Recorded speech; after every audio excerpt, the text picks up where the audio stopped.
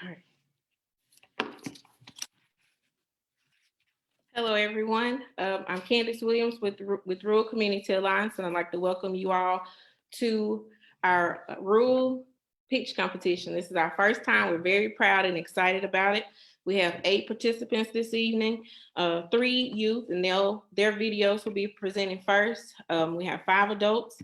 I want to introduce our judges. We have Tiffany Henry, who is the Director of Entrepreneurial Communities at the Conductor. We have Jeremy Hyde, who's the Vice President of HydeCo. And we have Dr. Karama Neal, who's the Vice President of Southern Bancorp Partners.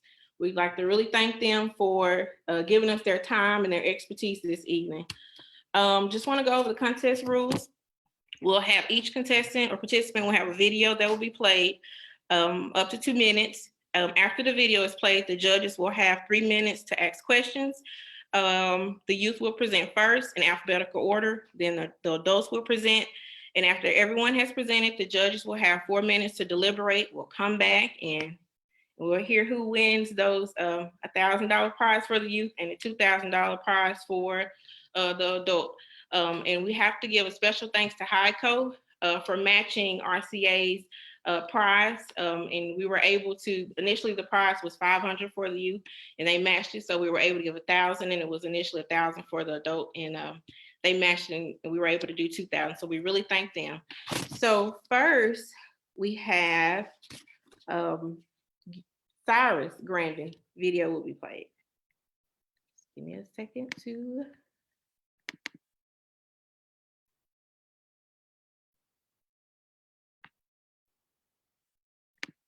But just say what you.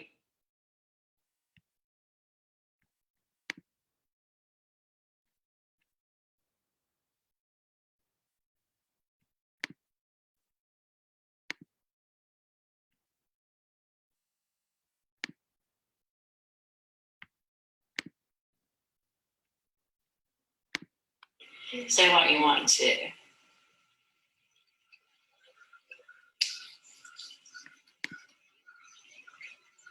Okay.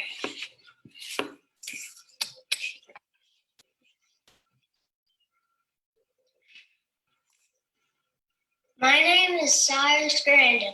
A house without flowers is like a cake without icing, but a house with flowers makes a beautiful home. Unfortunately, people don't have the money to buy flowers, so I'm gonna beautify their home. So I'm gonna solve that problem by Cyrus's bargain flowers and seeds.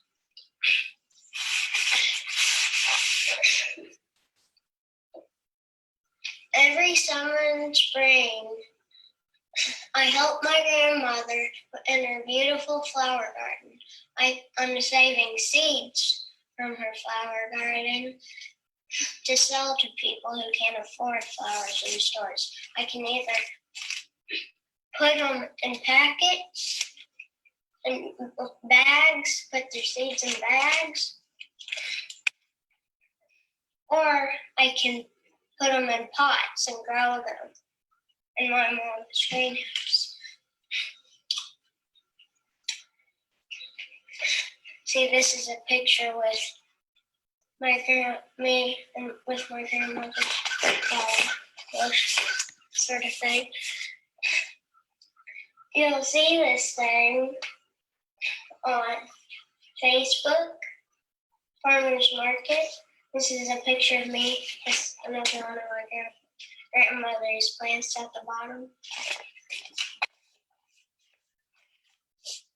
Thank you.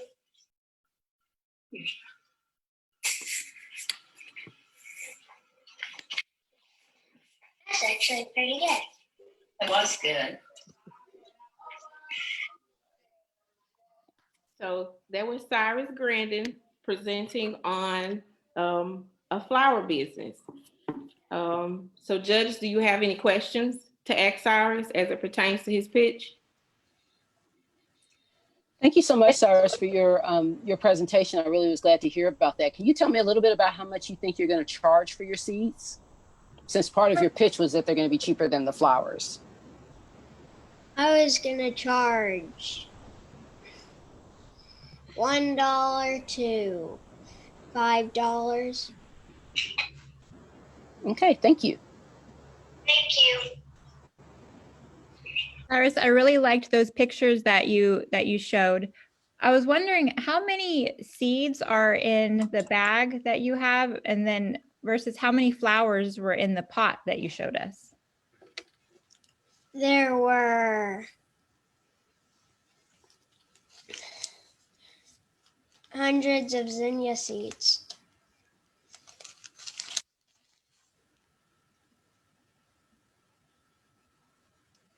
I have another question. You know, if people think about planting seeds a lot in the spring and stuff, have you thought about different kinds of seeds or other things that you might sell in the fall or the winter? No, No, it's okay. Just curious. Thank you. you're welcome. Thank you. Thank you, Cyrus. So next we'll have Gabriel Grandin. And his idea is making housing for low income. I believe, right, Gabriel? Yep. All righty.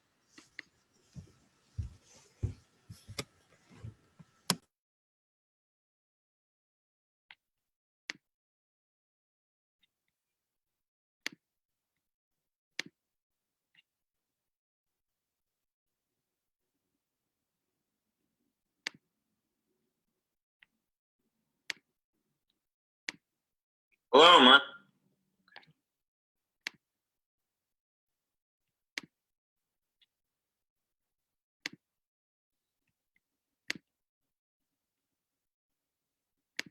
My name is Gabriel Grandin, and I would like to share with you the opportunity of a lifetime. It's called Affordable Housing Incorporated, based out of Overton, Arkansas.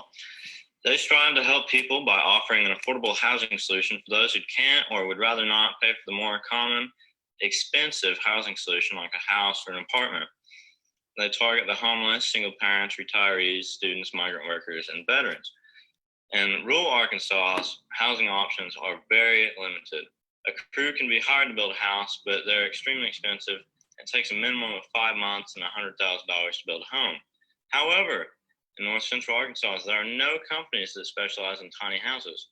Affordable Housing Incorporated can stand alone in a niche for a much needed product, allowing it to emerge as the best small option for affordable homes. As AHI grows, we can begin to grow into the full-sized house market and take orders from customers for custom house buildings and continue on into a multi-state housing corporation. I would hope to grow AHI into a multi-state housing corporation, having several crews that take orders from customers and to add options to their tiny house plans.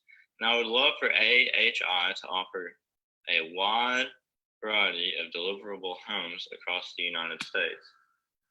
Thank you for listening to my presentation, and I hope to see you again soon. Thank you so much, Gabriel. Judges, you have any questions?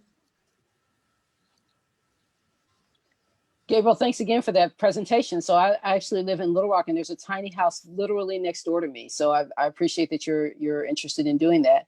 Can you talk a little bit about whether you talked about custom houses? I also know they have kits. Can you talk about how you decided that you wanted to do custom houses versus sort of standardized designs? Well, a custom house, whenever, like I've been working on several houses over my lifetime. And so what you do is we ask the owners what they would like, and you design a house, you ask them how it would fit into their plans for what they would want. And then you just follow those plans, and you ask for changes if they like what they're seeing. And if they don't, well, you change it and hope for the best. Thank you. Gabriel, I really liked that logo that you created. Can you help me understand what a tiny house is? How tiny is a tiny house? Tiny house is very tiny. We're working on one right now for my great aunt. I believe that it is 2016 by 30. No, not 32. That's the roof. 16 by 28, I believe, is the outside dimensions for the wall, not including the square footage on the inside. And how many people can live in a house that size comfortably? 2 people. That would be my best guess. I mean, some people prefer more to a house, but that would be what I would assume would be the most common Thank you. housing. And one of the things, again, I'm in Little Rock, and sometimes there's some zoning issues. Sometimes people want to put like a tiny house on a lot with their bigger house, and they have to get approval and that kind of thing. Have you seen any issues with that kind of thing when you in the places where you're working in Everton and other places in rural Arkansas? No, most of it's just fields. That makes it easy. Yeah.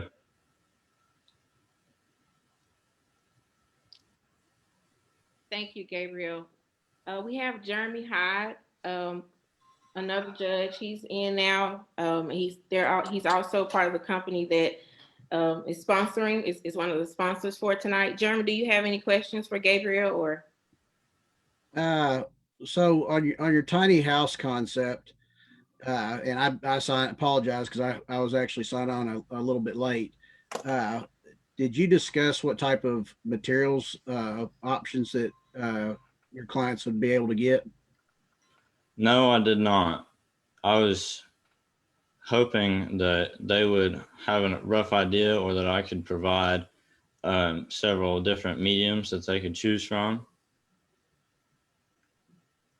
Okay, and that's something that I was going to recommend that you may want to consider is have, go ahead and have that kind of set ahead of time, so that way, when they do come in, they don't go, kind of out in left field with something that may not be affordable or applicable to the tiny house concept. Thank you for your recommendations. That's the only question that I actually had. Thank you, Jeremy. And that concludes the interest that we have for the youth category. Next, we'll be moving into the adult category. And the first video will be from Ebony Broadnax. And her idea is to start a body care, essential oils, and holistic, eco-friendly, or to make those items for community members. So, Ebony, I'm about to play your video.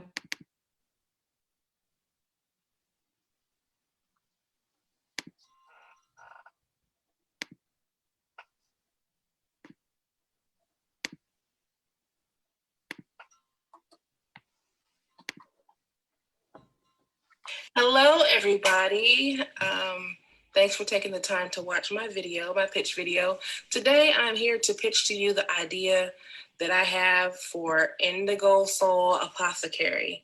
An apothecary is a place of healing and wellness where you can go and find things that you wouldn't normally find in the average drugstore. May it be salves, butters, handmade soap, bath salts, tinctures, essential oils, just like I said, everything that you wouldn't normally find in a day-to-day store. And I feel these things are important because as consumers, or as the beautiful human beings that we are, I feel that we should have a choice into what we put in and on our bodies. Skincare is very important. The skin is the largest organ of the body, correct? So, we need to do more things to nourish our skin, but just sometimes, or treating themselves sometimes. Our health and our well-being should be practiced every day. That's how I'm feeling. So, thank you for watching my video, and I'd love to hear from you guys later. In our everyday life, stress is a problem. Relaxation, peace of mind, and self-care is the solution.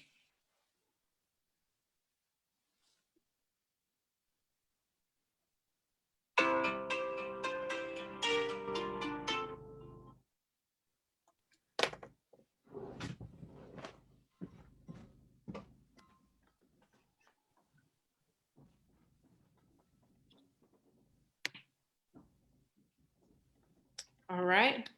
Judges, do you have questions for Ebony? Ebony, I could tell you are very passionate about this idea, and I loved hearing all of the different options that come into play when we're talking about apothecary, and that's a really cool word that I learned. So thanks for that. But my question for you is, where will you be sourcing these items, do you think, or will you be making them yourself?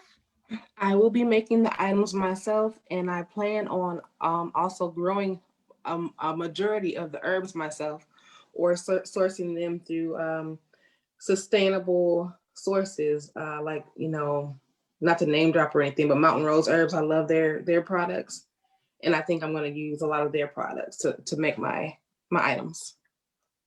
Thank you. Mm-hmm. So again, I appreciate it as well. You can definitely see the work and the passion you've put into this. Can you talk about where you're going to sell? Have you thought about selling online? Just where are your markets for these products? My markets for these products are online, and I hope to have a storefront as well. Thank you. Mm-hmm.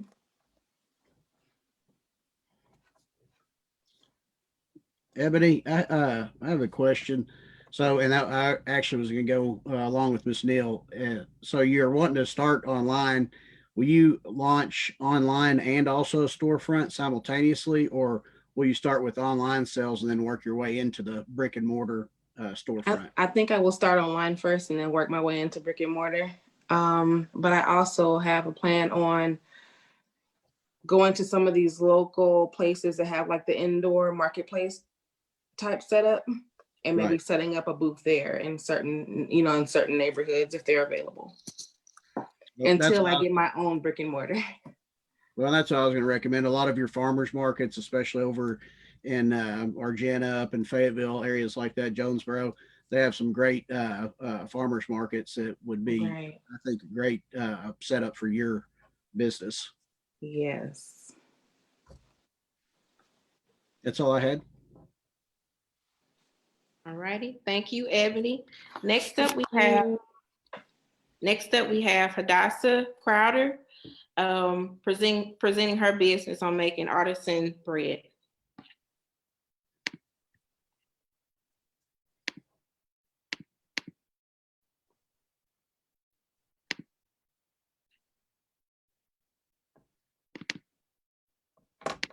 Hello, my name is Taylor Crowder. I have a conventional bread business called Comfort from Home.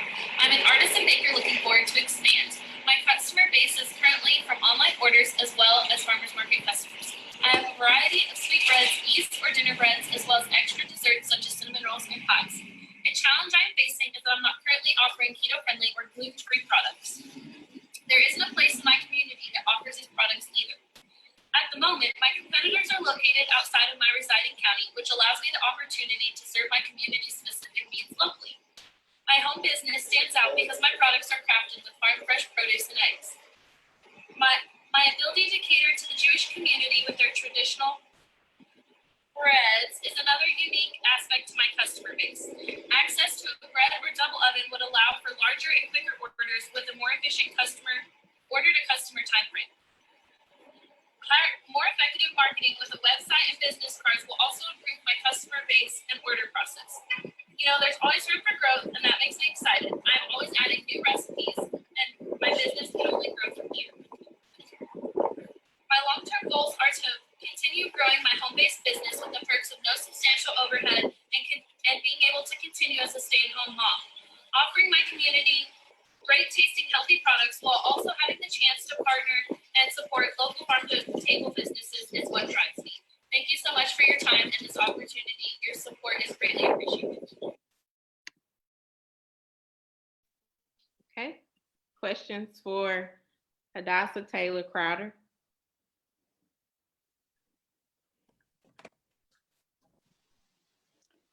So I appreciate the breads. It's making me a little hungry on Friday night.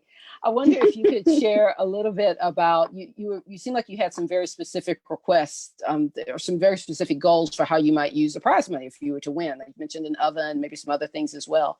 Can you talk about how you think that those purchases might allow your business to grow? Like what would you expect the change to be if you're able to get those items?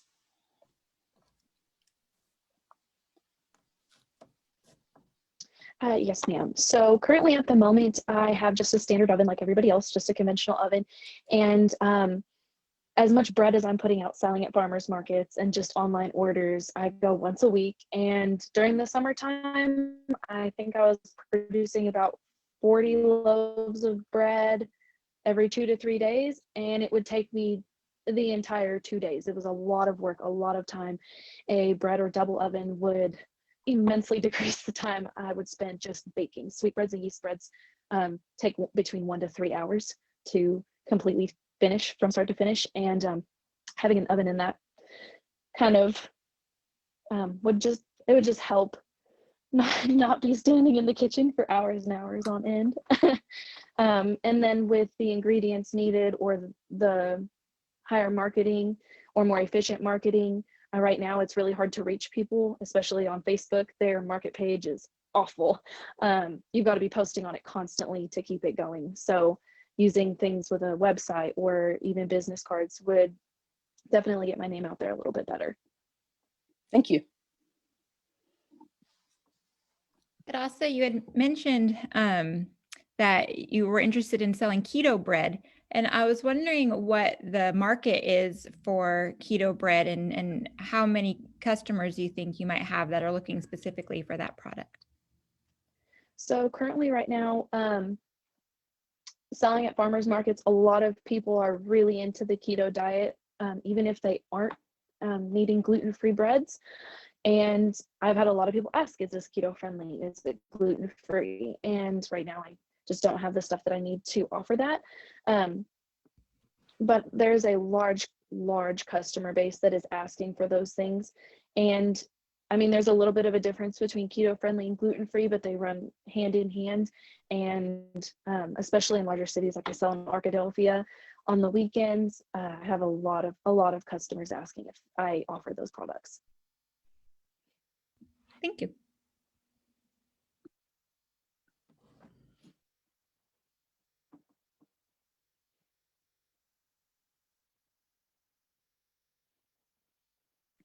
Do you have a question, Jeremy?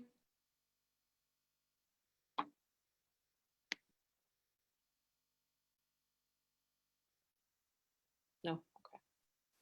All right. So next we have Genesis Richardson, and she'll be presenting on safe havens for youth to grow and develop.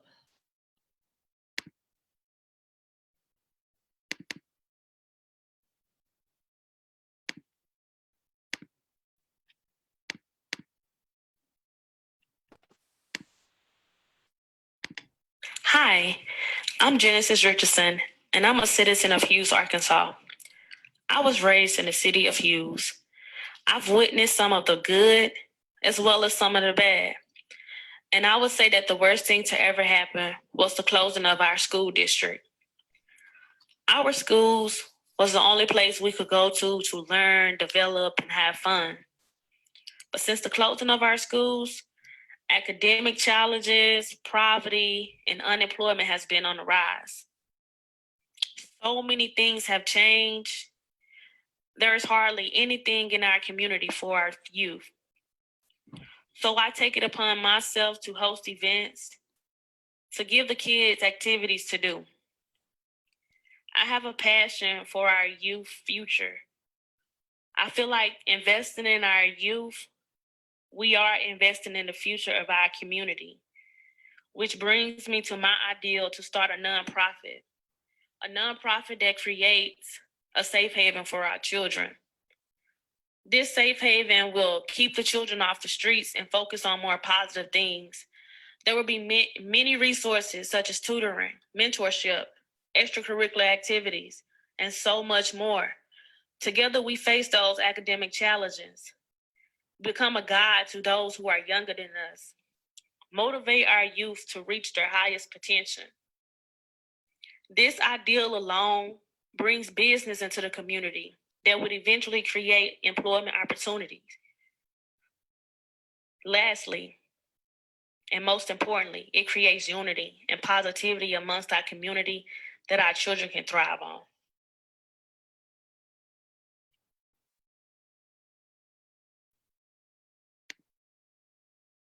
All righty. Judges, do you have any questions for Genesis? Genesis, I loved how you started with a story. I thought, well, your whole thing was a story, really, and I thought that was really helpful to get a picture of what you're doing in your community. My question is about your team.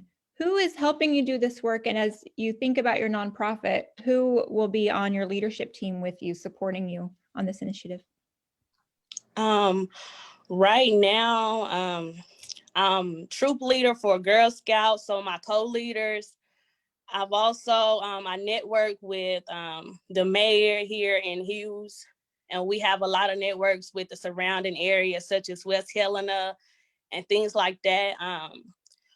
A lot of events that I host is solely myself as like leading it and directing it, and people offer to donate and pitch in where they can.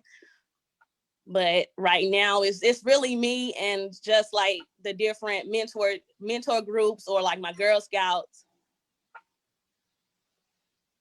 The people that participate in those groups are willing to assist.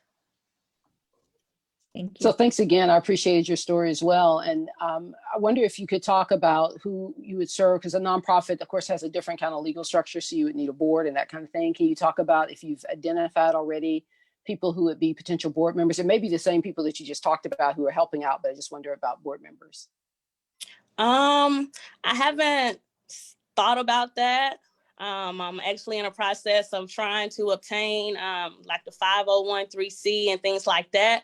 So that's definitely something to think about. I haven't designated anyone because, again, like we're trying to like get our community back on the road. So everyone is just pitching in where they can with hopes. Oh, yes. Genesis, I have a few questions. So it sounds like you're going to be targeting and trying to help the youth of the community. Will you also give some type of avenue or help for young adults and older adults also? Yes. When it comes to younger adults, I feel like that's when that big brother, big sister mentorship can come in. We can use a lot of younger adults to be mentors to our younger kids. And as far as the adults, Hughes is a really small community, so everyone here is like family. So when it comes to adults, I feel like the adults can play in part of helping be there to assist with the kids, like our older grandmas and things that sit on the porch and watch the kids play in the streets and things like that. I feel like it'll be good rapport, and everybody is home based, so everyone knows everyone. So I feel like these safe havens will be like community built, but it's gonna have that family love tied in, where everyone plays a part. Great. You obviously have a huge heart and are a leader of your community already. As far as how will you fund this nonprofit? Are you going to try and use fundraisers, or I heard you earlier indicate that you would have solicit individual donations, but do you have any other fundraisers or other type of vehicles that you think will help support the right now I fund it. I finance it. I do take donations, and like to give the kids things to do. We do host bake sales and car wash. It's a lot of fundraisers and things has been limited because of COVID. But mainly just getting the kids involved and show them their hard work pays off. I really host a lot of different fundraisers, and that's mainly how when we host a bake sale or something, I usually just throw like a block party at the house just to show the appreciation to the children, and again, show them that hard work pays off. Other funding, again, I'm trying to obtain the 501(c)(3) to hopefully get grants and donations through that way, so that we can have better programs and things set in place for the children, other than what I can offer through my finances. Fantastic. Sounds like you've done a lot of the research necessary. That's all I had. Thank you. Okay. Thank you all. Thank you, Genesis. So next we have Dawson Smith presenting on her business, AdCom Marketing and Design.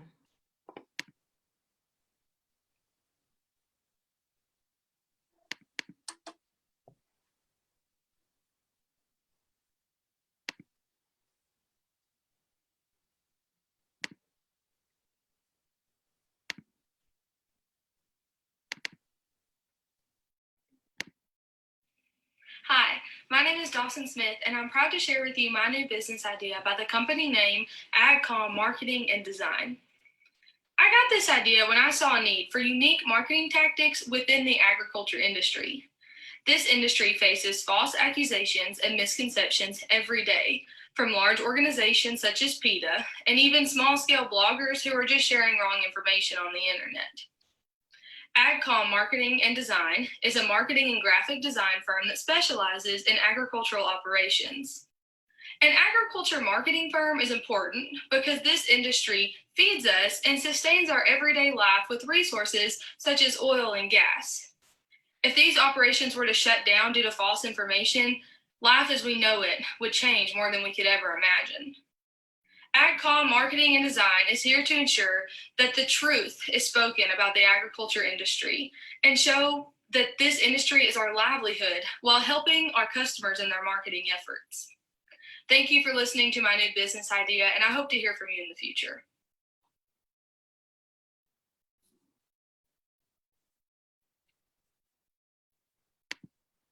All right, thank you, Dawson. Judges?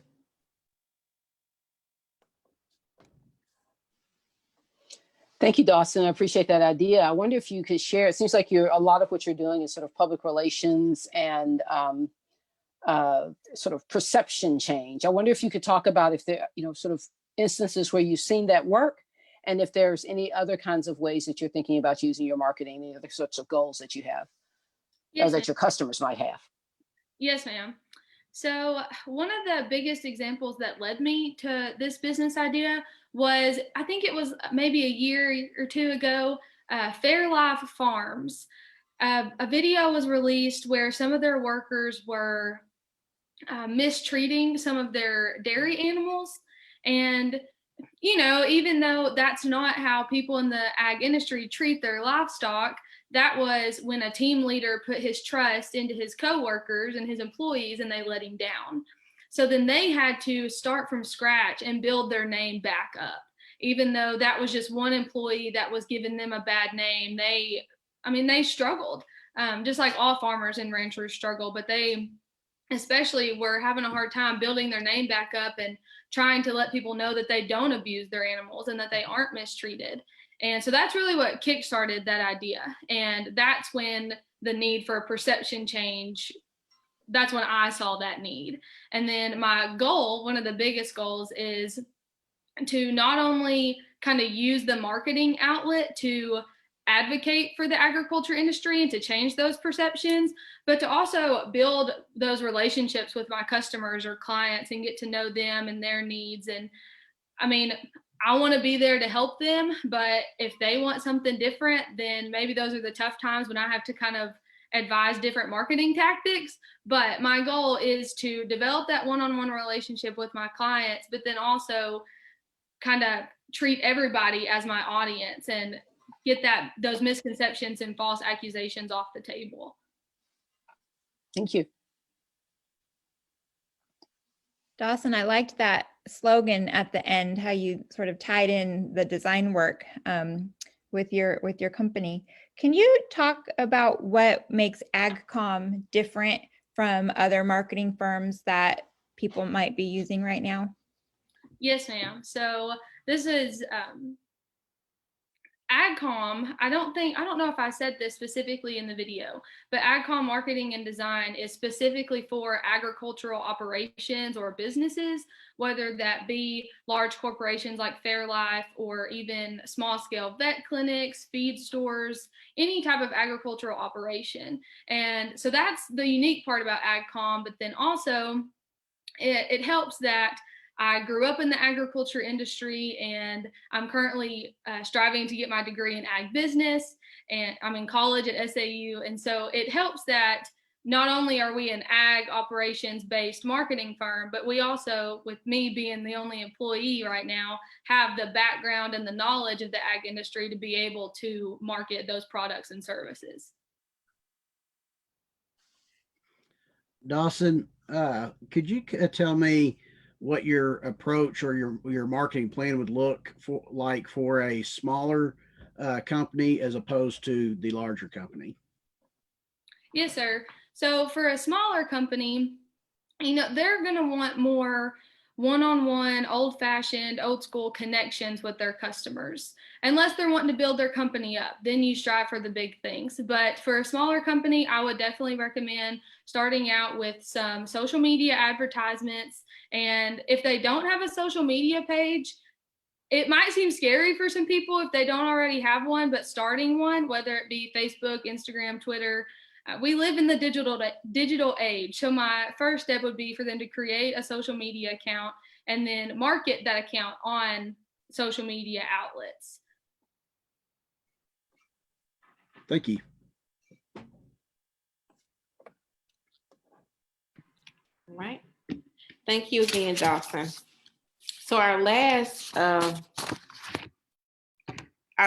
presenter will be Hannah Wilson, and she will be presenting her pitch is the Wilson's Feed Store, a feed store in Magnolia, Arkansas that offers delivery service.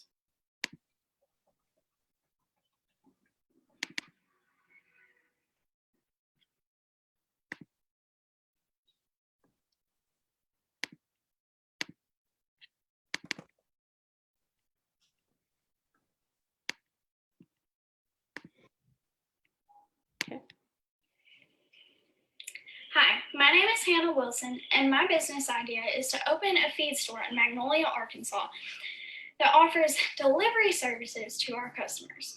In the United States, approximately 68% of citizens have pets, and there's almost 2,029,200 farms and ranches in the whole country. In Magnolia, there's 2,600 households that have pets, and there's almost 300 farms in the whole county. Wilson's Feed Store will supply all of these large population of animals in our county with quality food while offering delivery services to our customers who are constantly busy or, because of COVID, stuck at home and can't make time to go to the store. These delivery services will make all the difference for our customers.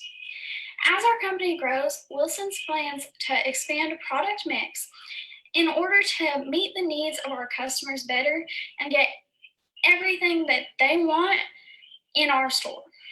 If I win this competition, the money will go to my education, which makes this whole idea plausible in the first place. Thank you for listening. Okay. Judges?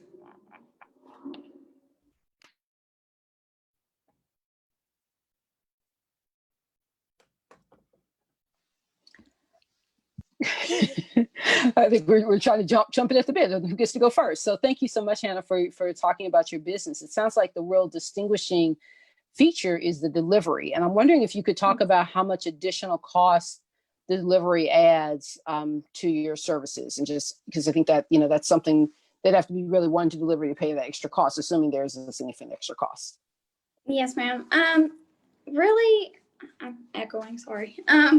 Really, I feel like the main thing, I would limit how far I will go, which would make a big difference, probably like 30 miles, because I am, doing it for farmers and ranchers. So I do know it will be outside of town, so it's going to be a little more on gas.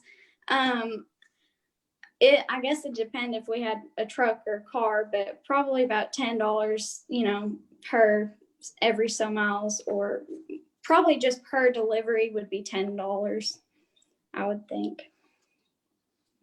Thank you. Hannah, I'm curious how much feed the typical farm, the average farm in Magnolia purchases at one time, and what your capacity for supplying that feed will be. I'm not really so as sure about Magnolia in general, but I know like depending on the size of the ranch or the farm, it's going to be more. I know with our ranch, it's in Wyoming, but we usually will get a pallet or so at a time, or we'll have a feed truck come out and fill up the feed trough, and so it's quite a bit. What was the other question? I'm sorry. Do you think that you'll be able to deliver the feed that a farm will need, or what is your plan for that? I think we would. Most pallets would fit on a back of a truck, or if it was more, of course, we can get a trailer and haul a trailer. We'd probably, limit, of course, if it's an oversized, but most of the farmers are going to have to come into town anyways to get feed if we didn't deliver. So they're not going to, they're kind of going to be realistic about how much they can order at one time, I feel like.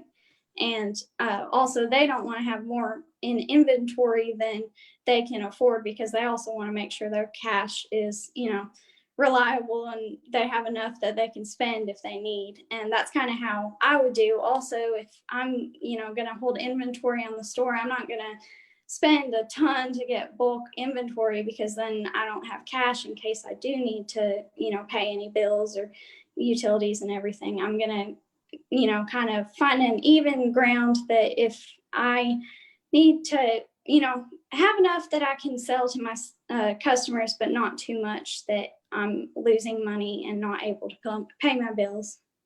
So,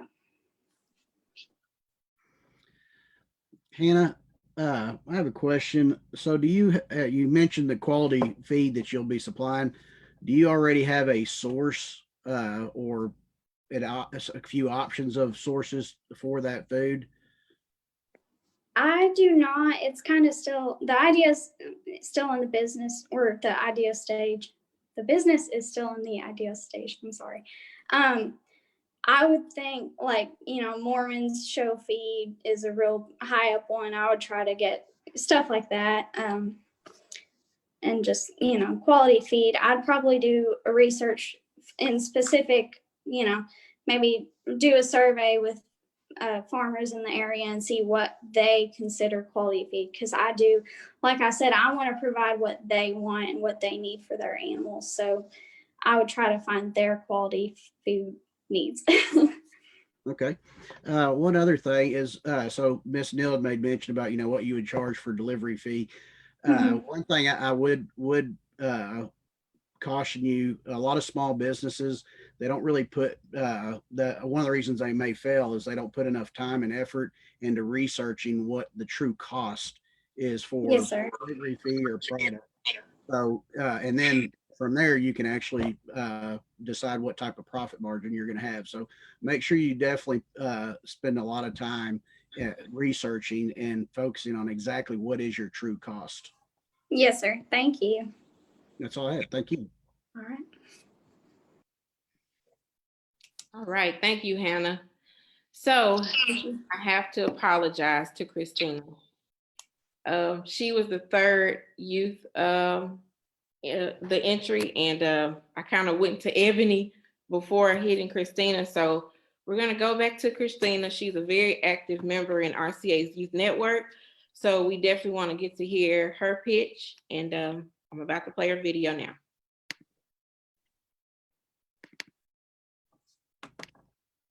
Hello, my name is Christina Jimenez, and I would like to be a producer and work with art.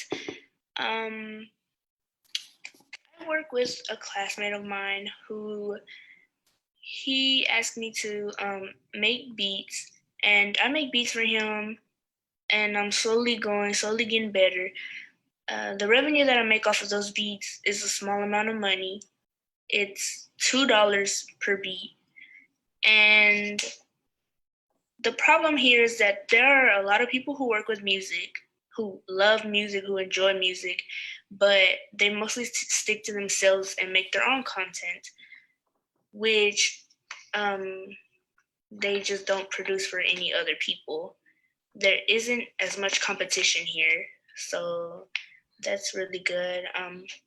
The way I want to stand out is to inspire the youth to start young and grow their business and get understanding of what they want to do.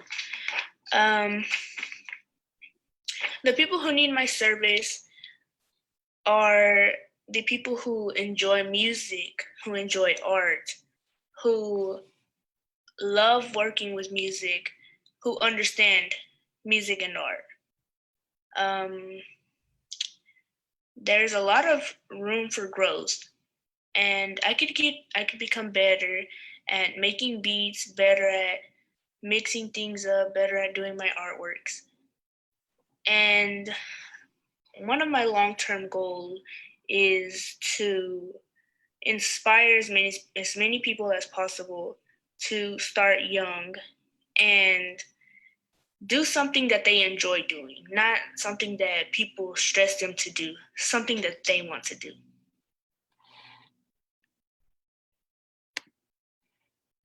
Thank you, Christina. All right, judges. So thank you, Christina, for, oh, sorry, you go first this time, Tiffany. Christina, that was a great video. Can you explain a little bit more about what a beat is and how long a beat is? A beat, what I consider a beat is like different sets of maybe like a remix type or, like hip hop based. The longest I would probably make would be about 3.5 minutes. And like, I just want to put it out there and just share what I want to create. So I appreciate your video as well. And it sounds like you're offering your beats right now as a flat fee. I wonder if you have considered, or if the people who you're buying from would consider doing it like a royalty basis, so that if their song is really big and you did the beat for it, that you would continue to get some of the benefit of that. Any thoughts on that pricing system? We heard about pricing in an earlier question as well. About pricing right now, is because I just now started. I think it was less than a month ago that my classmate asked me to create a beat for him. He was like, I want to rap, but I just don't want to create the beats though. And I was like, I'll go ahead and do it for you at a just low price. He was like, okay, we'll work together. And we just went on from there. And I think he uploaded a song with the beat. If anyone were to like it and he were to go worldwide with it and credit me on it, I guess I could like tell him about it and just get some. Get more than $2, right?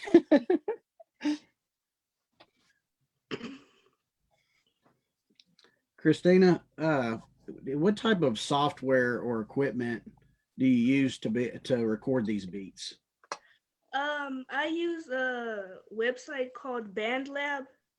I have it downloaded on my laptop, and that's what I mostly focus on: the beats, the rhythm, how I want the beats to be settled, and just what sounds right. Now, does this site, do they actually charge you to use their site, or is it free? No, sir, it's free. Okay. So do they limit you on how many you actually do, or basically it's unlimited? No matter how many customers you have, you can use that website?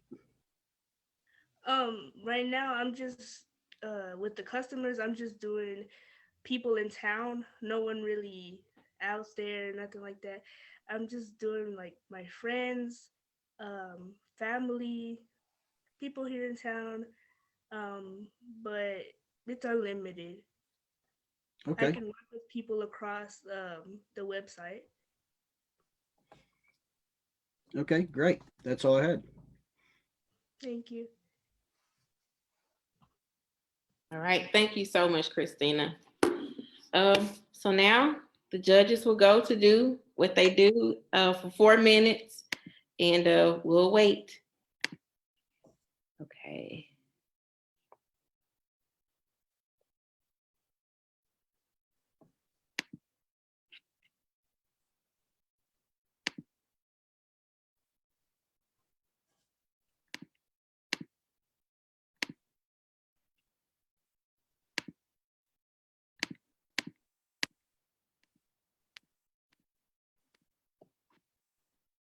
All right. I guess I need to choose the food. Okay. 4 minutes. All right.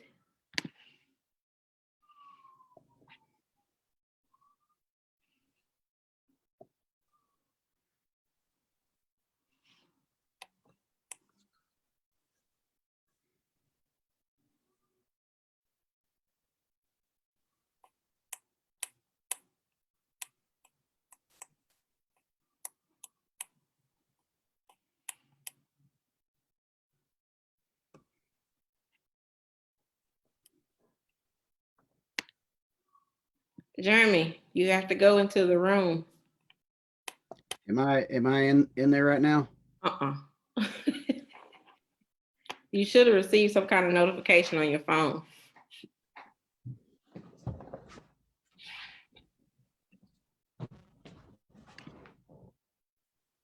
I don't have anything on my phone, but let's see. It may have come through email. Would it have come through my email? What are you on? Are you like on the app, or what are you on? You just you called in? No, I'm actually through the on the internet. Okay, yeah, you should have received a notification. Okay, here we go. All right, it just now popped up.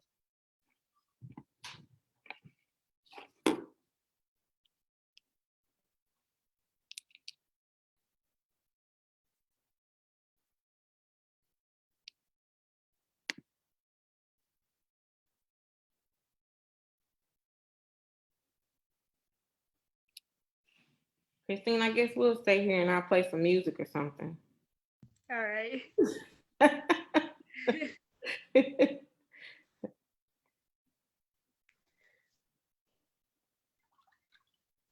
only have 2 minutes. I wonder would it be enough time?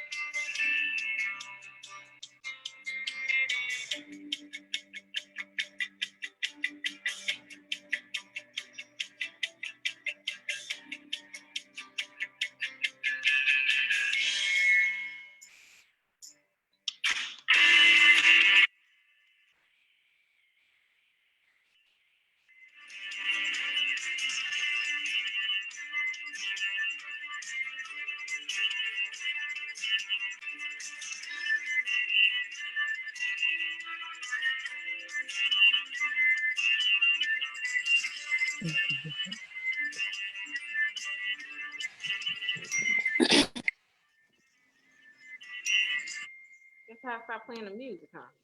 All right. Well, judges, will you all will just you have you pick someone to announce? You want to start with the youth and then the adult?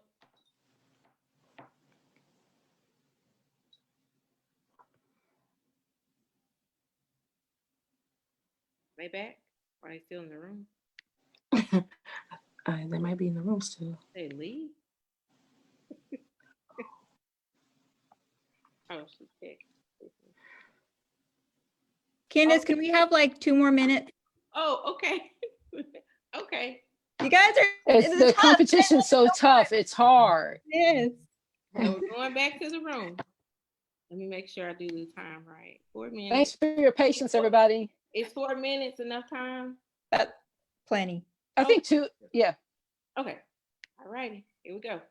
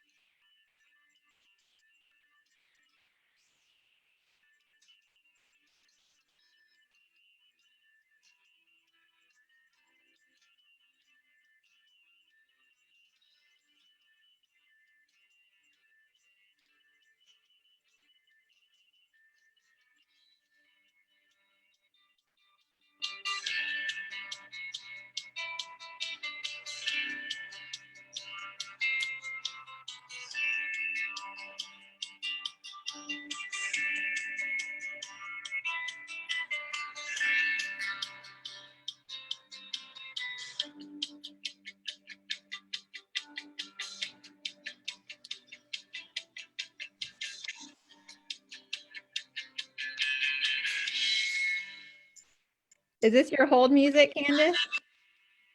Yeah, y'all ready? I like it. We are. Okay.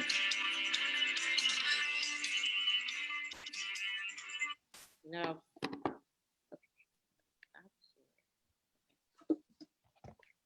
All right.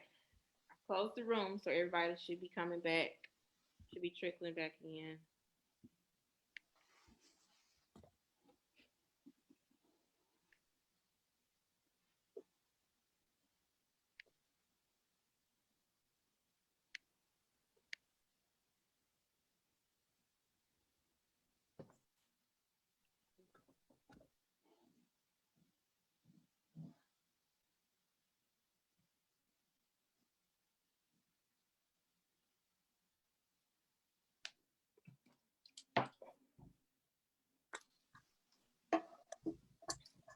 Bobby Grandin and Candy.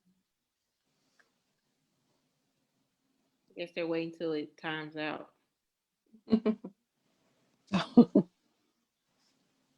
Countdown. Yeah.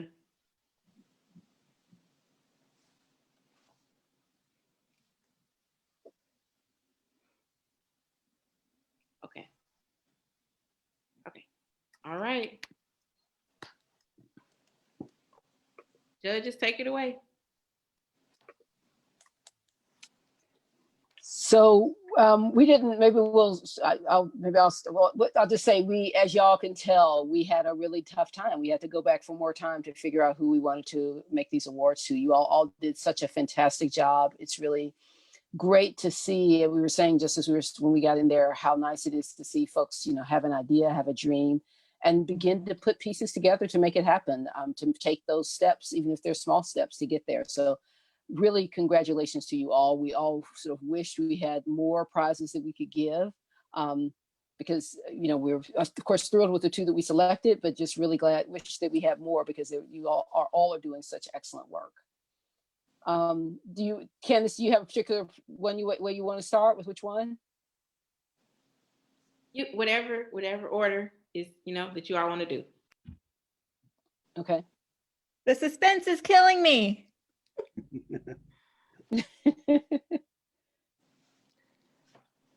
Well, okay. Well, maybe I'll start with you. We'll start where we started from. I'll start with the youth.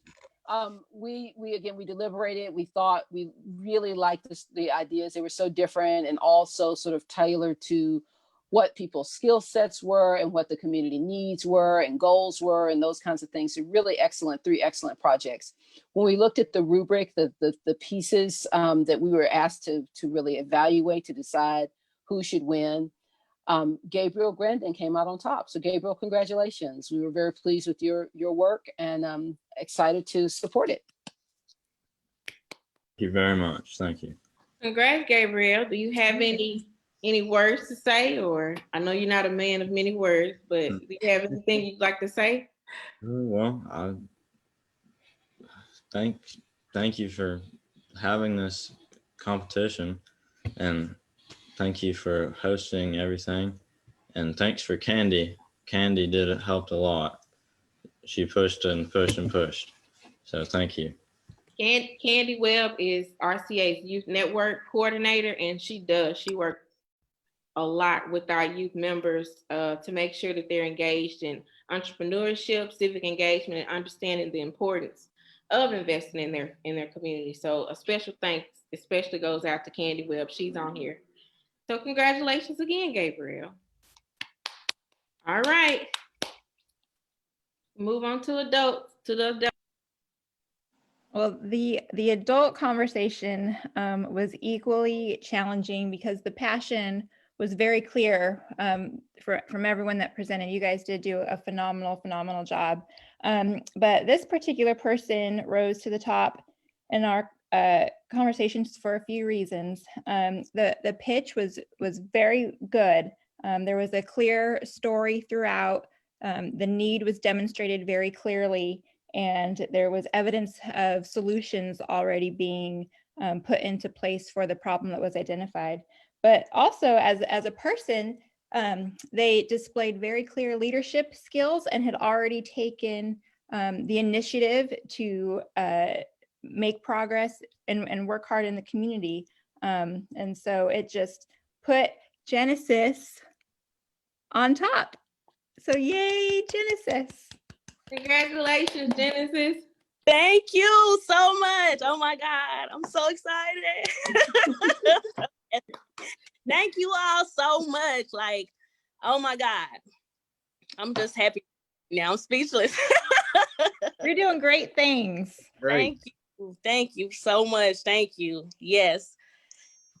I just want to help the kids, because when the school closed 2015, it was just you could see the change in the community with the children and everything, and just being home, and the kids, they see me around and they run up hey, can we come to your house today? What you doing today? So it's an honor, and I'm just so excited to have been chosen. Thank you all so much. Thank you. Thank you, Genesis. Oh, this is our first time, but this will definitely not be RCA's last time. I'm overwhelmed and I'm excited to see these ideas come from rural Arkansas. This is, I'm just full of joy right about now. So I'm so happy that RCA will be able to invest into you all, into your ideas, into your dreams, into your businesses. So again, I want to thank our judges, Tiffany Henry with the conductor, Jeremy Hyde with HICO, and Dr. Karama Neal with Southern Bancorp Partners, all which are entities that support entrepreneurs, rural Arkansas. So thank you all so much again. Thank you for the opportunity. Thank you, HICO, for being our match and sponsoring these awards or part of the awards. Do you all have any words for the participants tonight before we end? I do. I'd like to jump in. Every competitor had a viable idea and for a business, and I really am impressed. First of all, that how many people showed up, motivated to compete, and not scared to compete. That kind of fearlessness is what you need to survive in the real world, especially as an entrepreneur. So I really do appreciate that, and that hope and those dreams. Understand you have viable ideas, so continue to chase them. And so a few of the competitors talked about and stressed how important it is to do something you love. And I cannot tell you through my experiences, when you're young, you start out and it's all about the money when you're young. Well, then as you get older and you grow wiser and you have more experiences, you realize that it's not all about the money. You certainly do need the money. It has to be part of the equation, but it's all about the happiness. So remember that as you're going through your professional career in every facet, that it's about the happiness first and the money will come. I just would echo that. Thanks so much to the organizers, to the sponsors. Thanks to you all of you entrepreneurs who are doing this. Just stick with it. Keep doing these kinds of pitch competitions. Keep growing your businesses. They can make a real difference both for you, your customers, and the communities that you're in. So just congratulations to each of you. Yes, I echo what has been said. You guys just did a great job, and thank you for the opportunity to spend this time with you guys tonight. All righty. Well, you all have a good night and be on the lookout for us next year during Global Entrepreneurship Week. You have a good weekend and a good holiday. Thank you. Bye, y'all.